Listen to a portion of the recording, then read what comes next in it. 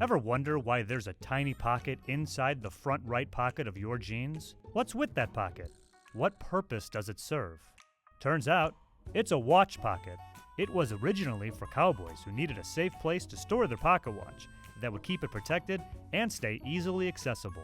Although pocket watches are a thing of the past, and most of us are no longer cowboys, the pocket has adopted other uses. According to LeviStrauss.com, not only is the pocket extremely useful for holding tiny trinkets, it's also loved by denim heads for the faded and worn nature it takes over time.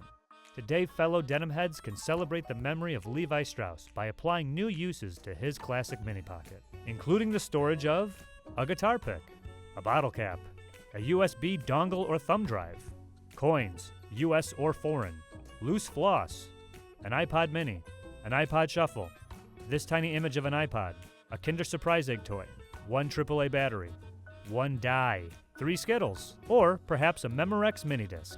Remember those? They're back. They're like CDs, only smaller, and in a case.